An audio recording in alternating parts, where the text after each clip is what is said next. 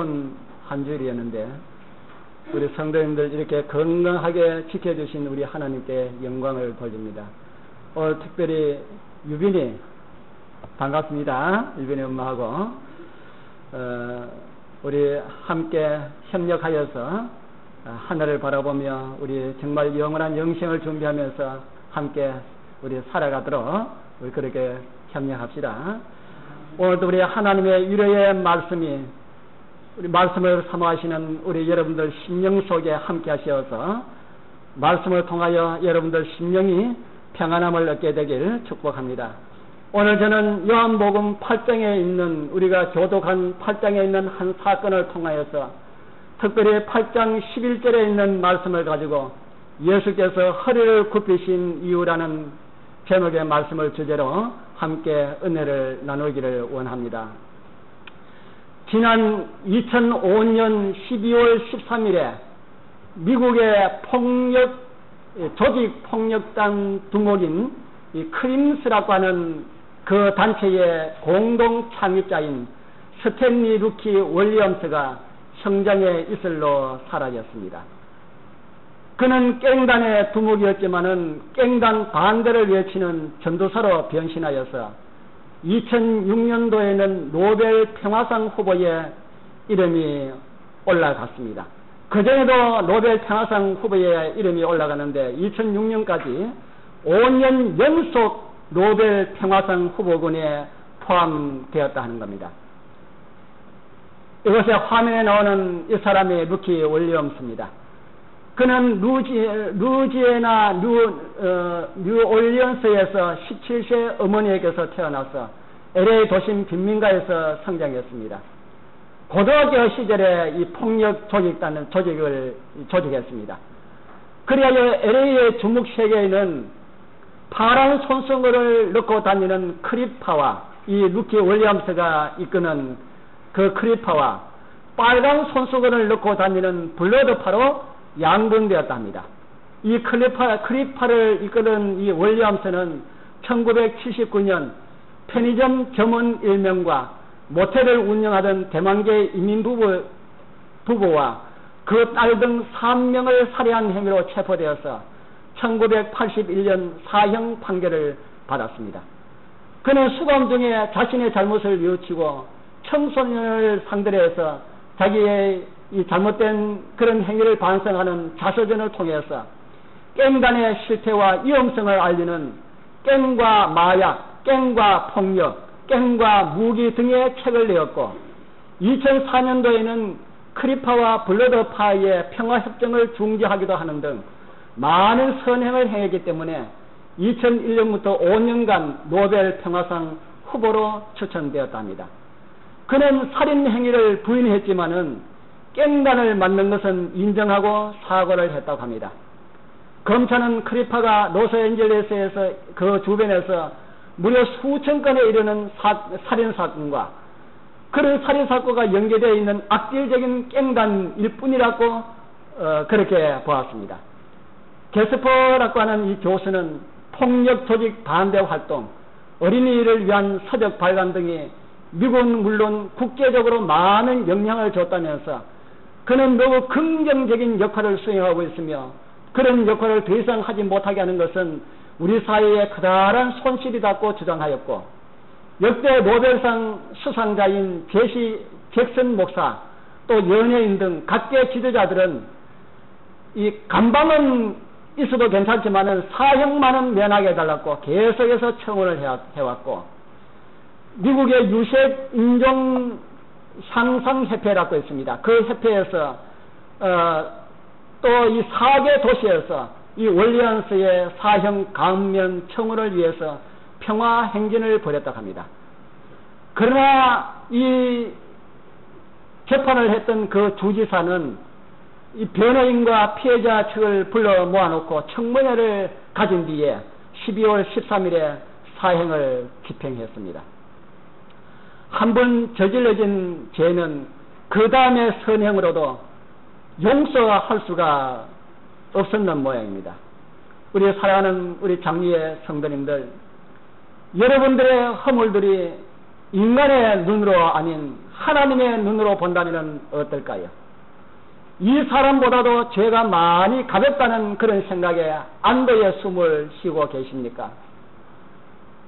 이 월량서는 그의 부하들은 총이나 칼을 들고 이 사람을 죽이게 했지만은 오늘 저와 여러분들은 총이나 칼을 들고 사람을 죽이는 이런 일들은 하지 않았지만은 많은 사람들의 마음속에 병을 주고 목숨을 단축시키는 숨겨진 이런 살인을 우리는 얼마나 많이 저질렀는가, 우리는 한번 생각해 볼 그런 필요성이 있습니다.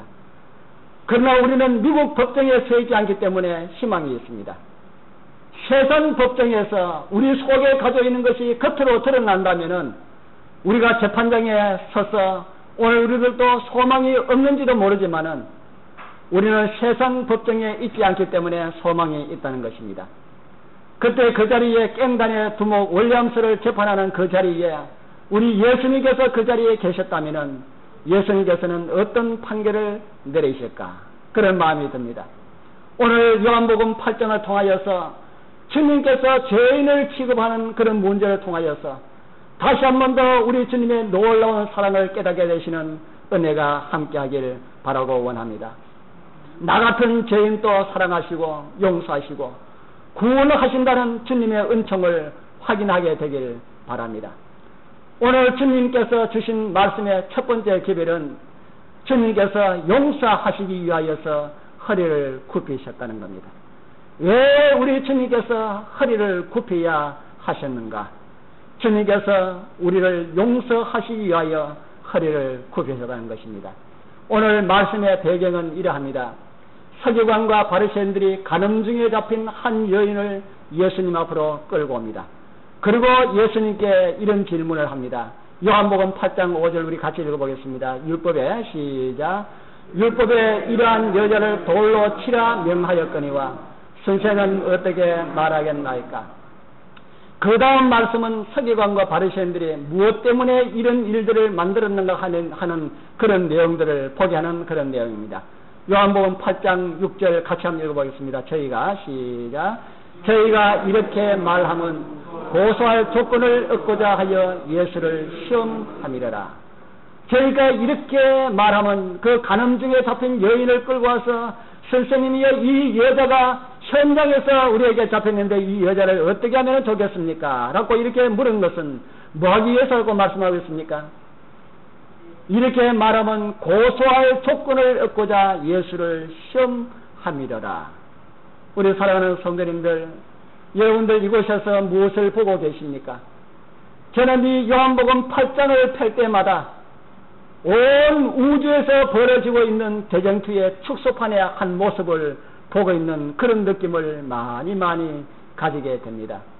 구약 성경의 한 기자 스가랴는 이런 모습을 주님 오시기 수백 년 전에 이미 보았습니다.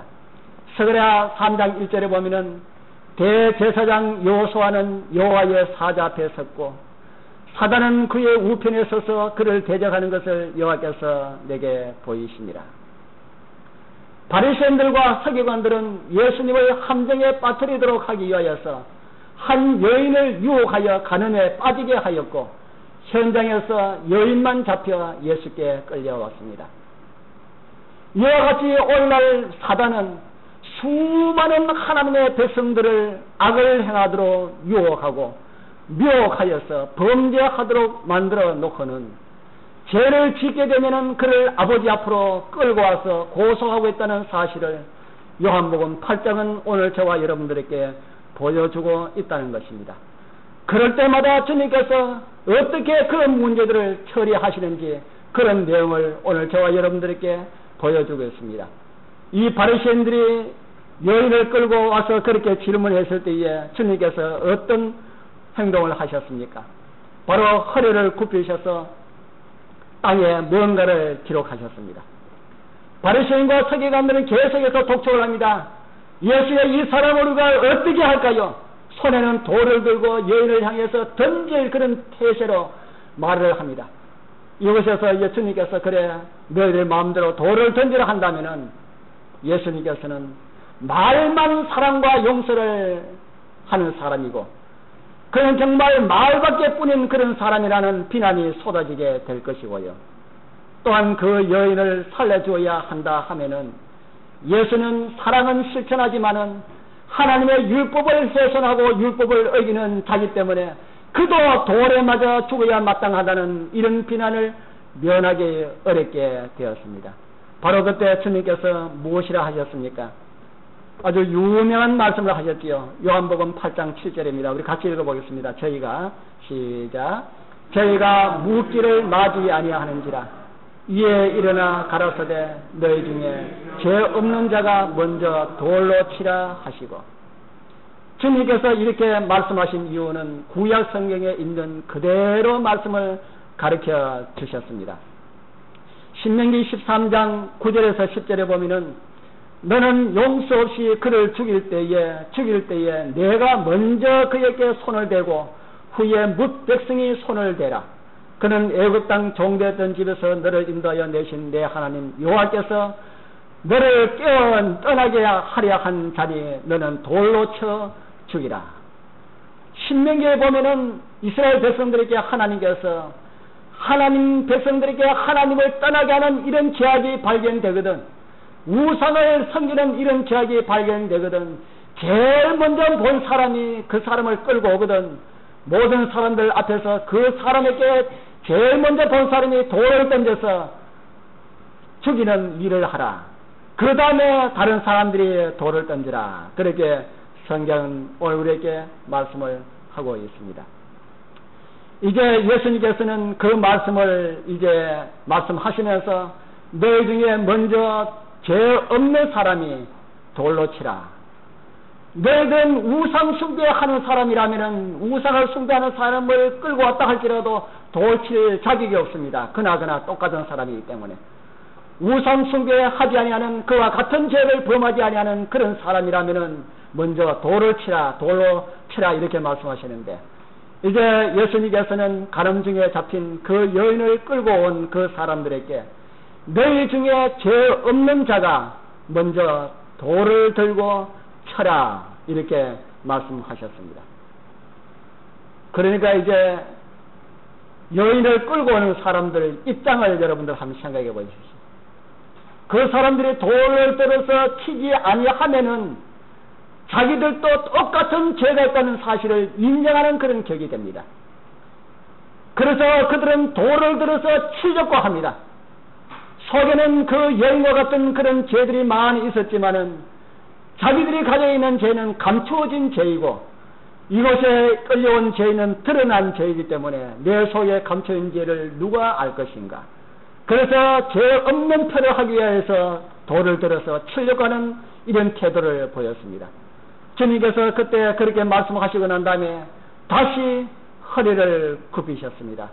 그리고 땅 위에 다시 무언가를 서셨습니다. 그 땅 위에 무엇을 서셨을까요? 그 땅 위에 무엇을 서셨다는 생각이 듭니까? 바로 그 땅바닥에 글을 서신 그 손가락은 시내산에서 돌판에 십계명을 기록하신 바로 그 손가락이셨습니다. 바벨론 궁정의 벽에 저울로 달아보니 부족하다는 메네메네 대갈 우바르시라라는 글자를 기록하신 바로 주님의 그 손이 이제 땅바닥에 글을 기록하셨습니다. 메네메네 대갈 우바르신 글자, 히브리 말로 다 잘 아는 그런 글자를 썼는데 그 글자를 보는 자마다 우리 다니엘서에 보면은 무릎마디가 녹는 것 같이 후들후들하게 많은 사람들이 그 글자를 두려움 가운데서 바라보게 되었다. 그렇게 말씀을 하고 있습니다. 왜 그랬을까요? 글자는 아주 단순한 글자지만은 그 글자를 바라보는 사람들로 하여금 죄를 생각나게 하는 그런 글자였습니다. 마찬가지로 바로 주님께서 땅바닥에 서신 그 글자는 모든 사람들이 바라볼 때는 평범한 글자였지만은 죄인들이 그 글자를 바라볼 때는 자신의 죄를 지적해주는 그런 글자였다 하는 사실입니다. 이제 주님께서 그렇게 하고 난 다음에 이제 가늠한 여인을 정죄하여 끌고 온 그들에게 죄 없는 자가 먼저 돌로 치라 이렇게 말씀을 하셨습니다. 그러니까 그곳에 모이는 사람들이 그 글자를 보고 난 다음에 더 이상 바라보면은 자기의 죄가 겉으로 드러나게 될 것이다 하는 사실을 느끼게 되었습니다. 이제 조금만 더 있으면은 자기의 죄를 고백할 수밖에 없는 그런 심정임을 알게 되었습니다. 만약 그곳에서 돌로 치려는 사람들이 도망가지 않냐고 그곳에서 무릎을 꿇고 주님이시여 나도 이 여인과 같은 죄를 범하였습니다 라고 하는 그런 회개의 운동이 일어났다면 역사가 얼마나 달라졌을까. 그곳에 그 여인을 끌고 왔던 수많은 사람들은 자신의 죄가 드러날까 싶어서 그 죄를 감추기 위하여서 한 사람 한 사람 다 떠나가 버렸습니다. 이제는 그 여인 외에 모든 사람들이 다 떠나갔습니다. 예수님께서 다시 그 여인을 향해서 이렇게 물어오셨습니다. 요한복음 8장 10절입니다. 예수께서 우리 같이 읽어보겠습니다. 시작. 예수께서 일어나사 여자여에 아무도 없는 것을 보시고 이르시되 여자여 너를 고사하던 그들이 어디 있느냐 너를 정죄한 자가 없느냐. 마리아가 무엇이라고 대답하였나요? 대답하되 뭐라 그럽니까? 주여 없나이다. 이럴 때 또 주님께서는 이렇게 말씀하고 있습니다. 요한복음 8장 11절에 예수께서 가로사대 같이 읽어봅시다. 시작. 나도부터 다시 하면요. 시작. 나도 너를 정죄하지 아니하노니. 나도 너를 정죄하지 아니한다라는 이 말씀은 정말 엄청난 말씀입니다. 이 말씀은 죄로 인하여서 망가지고 힘을 잃어버리고 삶의 목적까지 잃어버린 지구성의 거민들에게 생명의 광선과 똑같은 그런 말씀입니다. 예수님께서 인간을 정죄하시기 위하여 그러기를 원하셨다면 이 땅에 오실 이유가 하나도 없습니다. 이미 정죄되어 있기 때문이지요. 저는 지난번에 한번 말씀을 드린 일이 있습니다. 죄는 아담이 지었는데 저주는 누가 받았습니까? 죄는 아담이 지었는데 저주는 뱀이 받았습니다. 또 성경에 보면은 아담으로 인해서 또 뭐가 저주를 받았다 그랬습니까? 뱀이 저주를 받고 땅이 저주를 받았습니다. 창세기에 있는 말씀을 한번 확인해 보겠습니다. 창세기 3장 14절입니다. 여호와 하나님이 뱀에게 이르시되 너는 저주를 받아 배로 다니고 이렇게 말씀하고 난 다음에 17절에 보면은 땅은 너로 인하여 무엇을 받았다고요? 땅은 너로 인하여 저주를 받고 난 다음에 생겨난 것이 땅이 네게 가시덤불과 은근키를 낼 것이다. 뱀은 저주를 받아서 날개를 잃어버리고 흉측한 모습으로 동심토로 배로 지어 다니는 그런 저주가 임하게 되었고요. 땅은 저주를 받아서 가시와 은근키를 내게 되었습니다. 왜 그랬을까? 왜 아담이 죄를 지었는데 뱀을 저주해서 배로 다니게 하고 사람을 물게 하고 땅을 저주해서 가시와 은근키를 내게 했을까? 왜 그랬을까 생각을 했는데 성경을 자세히 읽어보니까 그 저주가 결국에는 자신에게 돌아가더라 하는 겁니다. 주님께서는 저주받은 뱀에 의하여서 발꿈치가 물렸고요. 우리 주님 못 박히신 그 발은 뱀에게 물린 자국입니다. 저주받은 결과로 나기 시작한 가시로 만들어진 가시관은 예수님 머리 위에 세워졌습니다. 사람을 정죄할 것 같았으면 아담으로서 끝이 났습니다. 그러나 주님께서는 그렇게 하지 아니하셨습니다.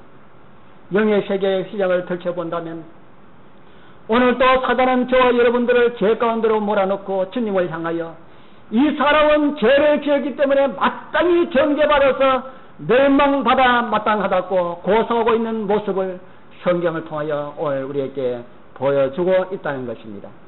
그때마다 주님께서는 허리를 굽히십니다. 그때마다 주님께서는 허리를 굽히시고 사람 되시어 이 땅에 오셔서 저주받으신 십자가를 가리키면서 죄 없는 자가 돌로 치라고 말씀하고 있습니다. 그렇기 때문에 하나님을 믿는 백성들을 저주하고 정죄할 자는 이 우주에 아무도 없다. 아무도 없다.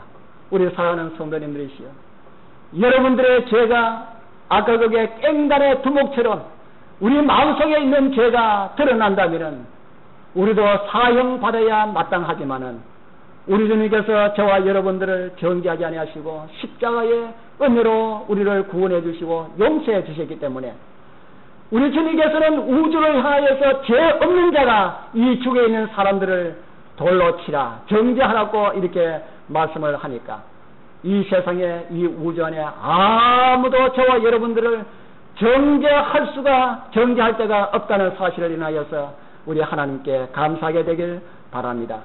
이러한 사실을 깊이 깨달은 우리 사도 바울은 이러한 간증을 오늘 우리에게 해줍니다.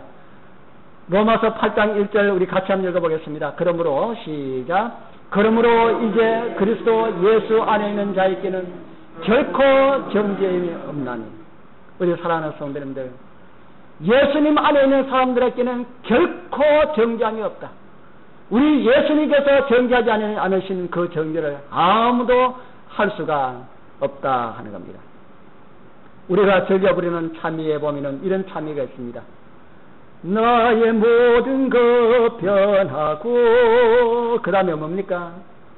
피로 구속함 받았네. 아멘을 한 불러봅시다. 나의 하나님은 구원되시도다. 그 뒤에 뭡니까? 아멘! 아멘입니까? 나의 모든 것 변하고 피로 구속함 받았네. 나의 하나님은 구원되시도다. 내게 정죄함 없어라. 우리 사랑하는 성도님들, 고소하던 많은 사람들 앞에 허리를 굽히신 주님의 모습은 정말 많은 것을 우리에게 가르쳐 주고 있습니다. 한나라의 왕은 전쟁에서 패하는 일 외에는 절대로 허리를 굽히지 않았다는 사실입니다. 그런데 한나라의 왕이 아닌 만왕의 왕이시여 만주가 되시는 하나님께서 사람을 구원하기 위하여서, 저와 여러분들을 구원하기 위하여서 허리를 굽히셨습니다. 바로 허리를 굽히시고 사람이 되셨다는 것입니다. 그리고 오늘 우리에게 구원을 보장하시고 아무도 이 땅에 사는 사람들을 정죄하지 못하도록 십자가에 단단히 못을 박아 고정시켜 두셨습니다. 이러한 하나님의 베푸시는 그 사랑은 결코 여러분들을 포기하지 않으십니다.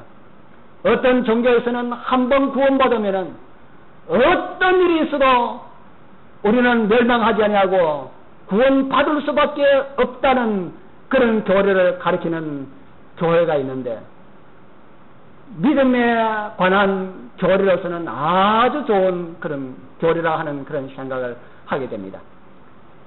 그러나 그 내용도 우리가 자세히 읽어보면 큰 그런 기만임을 보게 되는데요.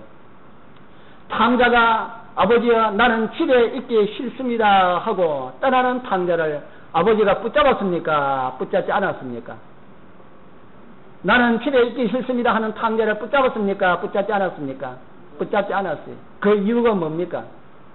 그 이유가 뭐냐 하면은 하나님께서는 하나님 곁을 떠나고자 하는 사람을 하나님께서는 잡지 아니하신다는 사실을 오늘 우리에게 보여주고 있다는 사실을 말씀을 해주겠습니다. 그러나 우리가 하나님을 떠나지 않는 한, 저와 여러분들이 하나님을 떠나지 않는 한 우리 하나님께서는 우리를 결코 놓지 않는 하나님의 사랑입니다. 우리가 그 사랑 안에 거하지만 가면은 그 하나님의 구원의 줄을 우리가 끝까지 붙잡고만 있으면은 우리는 구원을 받게 됩니다. 믿음 안에 이런 믿음을 가지고 예수님 안에 살아가게 되시길 축복합니다. 두 번째, 우리 예수님께서 허리를 굽히신 이유 한 가지를 더 살펴보겠습니다. 주님께서 허리를 굽히신 그 이유 한 가지는 다시는 죄를 짓지 말라라는 말씀을 우리에게 주시기 위하였습니다. 예수께서 나도 너를 정죄하지 아니하노니 이렇게 말씀하시고 난 다음에 이런 말씀을 주셨죠. 요한복음 8장 11절 우리 자신에게 주시는 하나님의 음성으로 생각하시고 우리 같이 한번 읽어봅시다. 예수께서 시작. 예수께서 가라사대 나도 너를 정죄하지 아니하노니 가서 다시는 죄를 범치 말라 하시니라. 우리 사랑하는 성도님들, 죄는 저와 여러분들을 멸망으로 인도합니다. 그러나 죄는 아주 달콤합니다. 그것은 마치 어린아이들에게 주는 과자도 같다 하는 겁니다. 우리는 지난번에 유명 메이커 과자 공장에서 책임자로 30년 동안 근무했던 한 사람의 양심 선언을 지난번에 우리 들어보았지요. 과자를 먹지 말아야 한다 하는 그런 시간을 우리가 지난번에 들었는데, 과자가 맛이 있습니까 없습니까? 어른들도 과자가 맛이 있느냐 하면은 다 맛있다 하니까 아이들은 오죽하겠습니까? 죄가 과자와 같다 하는 겁니다. 믿음의 길은 현미밥과 같습니다. 우리 부현서 목사님이 현미에 대한 이야기를 우리 두 번 들었지요. 현미밥 적응하는데 몇 년 걸렸다 하는 이야기 들었습니까? 10년 걸렸다. 예. 믿음의 길, 신앙의 길을, 죄를 범치는 길이 그렇게 힘이 들다 하는 겁니다. 그러나 우리 믿음의 길, 신앙의 길을, 죄를 범치는 길이 적응하기 위하여서 10년, 20년 걸린다 할지라도 우리는 결코 포기해서는 안 됩니다. 그거 포기해버리면 우리가 구원을 포기하는 것과 같다 하는 겁니다. 우리 사랑하는 성도님들이시여, 힘이 들고 어렵고 할지라도 그 길이 죄를 극복할 수 있는 길이라면 우리가 그 길을 가야 합니다. 그런데 우리 현미밥이 먹고 나면은 그렇게 맛없는 밥이 아니지 않습니까? 먹으면은 우리 적응하고 나면은 그 밥이 얼마나 맛있는지요. 먹으면은 흰밥 먹으면은 오히려 찬물 냄새가 나는 것 같고 너무 싱겁고 맛이 없는 것처럼 그렇게 보입니다. 죄를 극복하고 난 다음에 생활은 그렇게 행복한 그런 길이었다 하는 사실을 막달라 마리아를 통하여서 오늘 우리에게 보여주고 있습니다. 예수님 앞에 끌려 나왔던 그 여인은 다른 사람이 아닌 막달라 마리아였습니다. 그의 오라버니는 나사로였고요. 그의 언니는 마라다였습니다.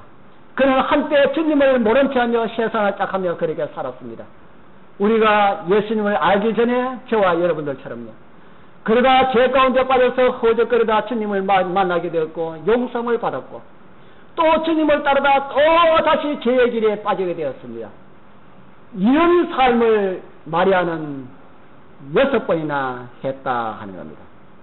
사람의 결심이 뭐와 같다 그럽니까? 우리나라 속담에 그런 말이 있지요. 사람의 속담이 뭐와 같아요? 석은 뭐 같아요? 석은 새끼줄과 같다. 그래서 우리가 결심하면은 안에서는 결심하고 교회 문을 열고 나가면 잊어버리고 또 안에서 결심하면은 열고 나가면 잊어버린다 할지라도 우리는 포기할 수가 없다 하는 겁니다. 마리아께 결심하고 또 나가서 잊어버리고 또 결심하고 또 나가서 잊어버리고 또 결심하고 또 나가서 잊어버리고 이렇게 6번이나 됐습니다. 어떤 길로 가게 되는지는 우리는 아무도 모릅니다. 그러나 이제 6번 다시 한번 결심하고 난 다음에 주님을 이제는 정말 주님을 바르게 섬기고 살겠다 이렇게 결심했을 때에 이런 결심을 하면은 사단은 한술 더 떠서 우리에게 시험을 줍니다. 이 마리아가 이런 결심을 했을 때 다시 불같은 시련이 그에게 닥쳤습니다. 많은 사람들이 예수님을 함정에 빠뜨리고자 쳐놓은 덫에 사람들은 실수 많은 마리아를 선택해서 먹잇감으로 만들었다 하는 것입니다. 그리고 마리아는 그 덫에 걸렸고 대낮에 그는 간음의 현장에서 바리새인들에게 잡혔습니다. 간음의 현장에서 잡히게 되면 두 사람이 잡혀야 되는데 한 사람이 잡혔다 하는 사실은 많은 것을 우리에게 생각나게 해줍니다. 처음에 마리아가 더 이상 죄 짓기를 멈추었더라면 이런 상황 가운데까지는 이르지 않았을 것인데 마리아는 그 과자의 달콤한 맛을 잊어버리지 못하고 그 달콤함을 따라갔다가 결국에는 이런 비참한 가운데 빠지게 되었습니다. 교회정은 5권 692쪽에는 이런 말씀을 하고 있습니다. 사람이 유혹에 넘어져 죄에 빠지면 마음이 어두워지고 도덕적 지각도 왜곡된다. 양심의 경고는 무시되고 그 음성은 분명히 덜 들린다. 그는 옳고 그릇된 것을 구별하는 힘을 차츰 잃어버리고 마침내 하나님 앞에서의 자신의 위치를 바르게 깨닫지 못한다. 한번 마음이 상실되면은 죄의 감각이 흐려지기 때문에 자꾸만 더 깊은 곳으로 빠져들어갈 수밖에 없다는 그런 사실을 오늘 교회정은 5권은 오늘 우리에게 보여주고 있습니다. 그러나 예수님께서는 이런 번만 아니라 이런 번씩 몇 번까지라도요? 이런 번씩 7번까지라도 용서하라는 주님의 그 말씀 주신 그 주님께서는 다시 한 번 더 마리아를 죽음 가운데 건지셨고 용서해 주셨습니다. 우리가 때로는 용서해 주소서 이런 기도를 드리려 해도 체면이 내가 이런 기도를 자꾸 드리기가 너무 죄송스럽다고 생각할 때가 있습니까? 그러나 우리 주님 앞에 죄의 용서를 받기 위해서는 주님 앞에 체면 차리지 말기를 바랍니다. 주님 앞에는 어떠한 죄라도 1번씩 7번이라도 우리가 주님 앞에 나가면은 주님께서는 우리를 용서하기 위해서 기다리고 계신다는 사실을 잊지 말기를 바랍니다. 초하면은 초한 대로, 끌려가면은 끌려가는 대로, 망신차이가 되었으면은 망신차이에 그대로 우리 주님 앞에 가게 되기를 바랍니다. 그래도 주님께서는 내가 원하여 간 것이 아니더라도 끌려서 가더라도 주님 앞에 가기만 하면은 주님께서는 우리를 사매해 주시고 용서해 주시고 치유하여 주시는 그런 부르심을 믿으시기를 바랍니다. 그리고 주님께서 말씀하십니다. 다시는 뭐 하지 말라 그럽니까? 다시는 죄를 짓지 말라고요. 과자 맛이 아무리 달콤하여도 먹으면은 몸을 망치게 되는 것처럼 죄의 유혹이 달콤해도 죄를 지으면은 우리의 영혼은 망가지고 죽게 됨을 잊어버리지 말기를 바랍니다. 제가 아는 한 집사님이 계시는데 아버지가 암으로 판명되었습니다. 제가 지난번에 한번 이야기 들은지 모르겠습니다. 그 집사님이 친정에 가셔서 얼마나 지극정성으로 모셨는지 아버지의 암이 회복되었습니다.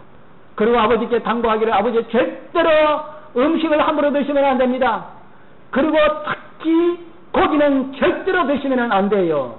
그렇게 당부를 드리고 돌아왔습니다. 동네 친구분들이 그 어른을 그냥 두지를 않았습니다. 암에서 해방됐다 하니까 친구들 모여내가니까 이 사람아 이제 병도 다 났었는데 한잔 할세. 안 가야 되는데 심심하니까 갈 때마다 한잔하시 하는 그 소리를 거절하지 못해서 한잔하게 되었고 먹지 말라 한 고기도 먹게 되었고 그리고 얼마 있다가 암은 재발하게 되었습니다. 그리고 얼마 있지 않아서 그분은 돌아가시게 되었습니다. 그 어르신이 돌아가시기 전에 다 회개하시고 돌아가셨다 그러는데 임종하시기 전에 딸을 만나서 딸에게 딸아 정말 미안하다. 약속을 못 지켜서 미안하다라는 그런 말을 하더랍니다. 우리 사랑하는 성도님들이시여, 죄는 암과 같습니다. 죄를 끊지 못하면은 결국에는 그 죄가 저와 여러분들을 영원한 사망의 길로 빠지게 됨을 여러분들 잊지 말기를 바랍니다. 이제 마리아는 용서받은 후에 그 나머지 생애는 정말 주님께서 원하시는 그런 시간들을 보냈습니다. 마리아와 그들의 남매가 있는 가정이 주님께서 제일 찾으시기를 원하는 그런 행복한 가정이 되었고요. 마리아는 주님께서 오실 때마다 늘 주님의 발 앞에 앉아서 말씀 듣기를 너무나 좋아하였던 그런 기록들을 우리는 성경을 통해서 보게 됩니다. 시몬의 집에서 열린 잔치에서 그는 가장 귀한 순간을 위하여 사용하기 위하여서 준비된 1년 벌에서 구입할 그런 나도향 한 건을 예수님 발에 붓고 그의 머리털로 발을 닦는 그런 내용들을 우리가 잘 알고 있습니다. 아주 귀한 향유지요. 유다는 그 귀한 것을 흡입한다고 비난하였지만 주님께서는 내 장례를 위한 준비라고 주님께서는 칭찬하시면서 이 여인의 일이 복음이 전해진 곳마다 전해지게 될 것이라고 칭찬하였습니다. 그리고 마리아는 주님 십자가 후에 무덤에 가서 부활한 후에 주님을 제일 먼저 본 예수님의 제자 중에 한 사람이 되었고요. 예수님의 부활을 제일 먼저 전한 사람이 되었습니다. 우리 사랑하는 성도님들, 마리아만큼이나 죄를 고집했던 우리가 아니었습니까? 마리아를 용서하신 주님께서 우리도 용서하시고 다시 죄를 짓지 말라 하셨고 우리 하늘 백성으로 삼아주시고 저와 여러분들에게 귀한 사명까지 주셨습니다. 마리아가 감동의 은총을 입고 용서받고 자신의 모든 것을 들여서 헌신한 것처럼 우리 사랑하시는 성도님들, 우리 주님께 헌신하게 되길 바랍니다. 용서를 느끼시는 만큼 주를 위한 헌신으로 마리아처럼 나의 마음속에 주님 가시기를 가장 좋아하는 성전이 되길 바랍니다. 마리아가 부활의 증인 되었던 것처럼 오늘 저와 여러분들도 예수님의 재림을 전하는 증인으로 서게 되길 축복합니다. 기도드리겠습니다.